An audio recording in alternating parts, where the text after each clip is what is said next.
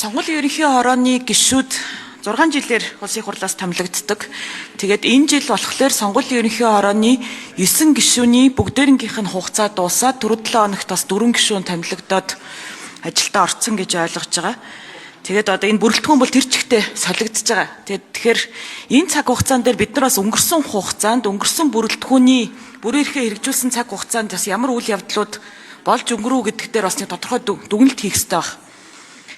Тэгээд 2020 он 21 оны сонгуулийг бас би сануулахыг хүсэж байна. Яасан бэ гэхээр 2020 оны улсын хурлын сонгуульд нэр дэвшсэн хэд хэдэн нэр дэвшигч нарыг сонгуулийн кампанит ажлынхын цаг хугацаан дээр шорон даваачаа хийсэн байдаг. Тэгээд тухайн асуудал дээр сонгуулийн ерөнхий хороо бол бас эсвэлтгүй үлзүүлсэн гэж харж байгаа. Тэгэд сонгуульд нэр дэвших эрхийг тэгж одоо булааж авна гэдэг бол бас л одоо чөлөөт шудраг сонгуул явуулах тэр одоо асуудлыг бол үндсээр нь устгаж байгаа явдал. За 21 оны ерөнхийлөгчийн сонгуул дээр бүр илүү ноцтой асуудал болсон.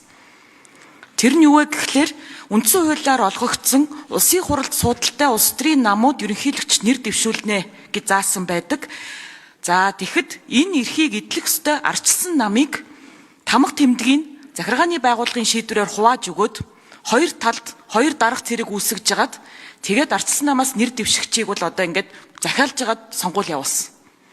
Тэгээд тухайн цаг хугацаанд бол одоо улсын хурал дахь цөөнхийн бүлэг ардчилсан намын гишүүд Сүхбаатарын талбай дээр үсгэлэн зарлах хүртэл арга хэмжээ авч ирснийг та бүхэн санаж байгаа бах.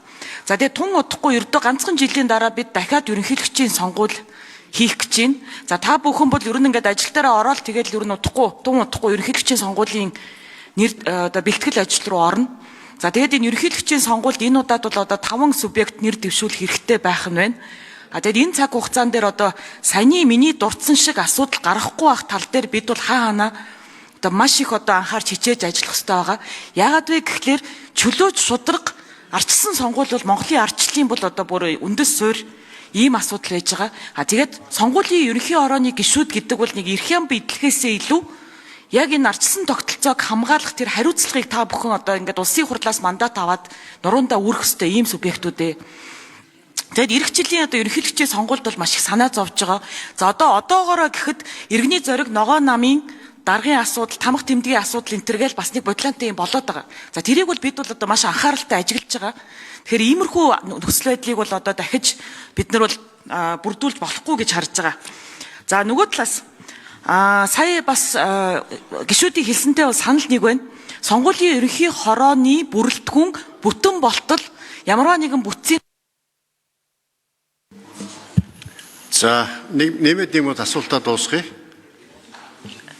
Сонгуулийн ерөнхий хорооны бүрэлдэхүүн бүтэн болтол ямарваа нэгэн тийм бүтцийн өөрчлөлт хийхгүй буюу орон тооны гишүүдэд томилохгүй байх нь чухал гэж харж байна.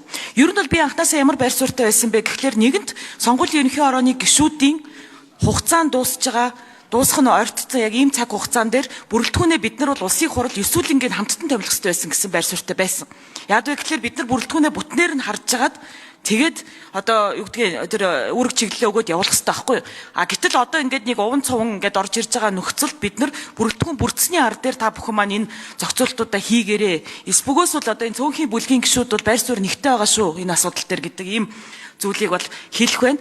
Тэгээд яг гоо би асуултууд асуухгүй. Гэхдээ та бүхэн энэ хариуцлага одоо нэг ухамсарлахыг хүсье.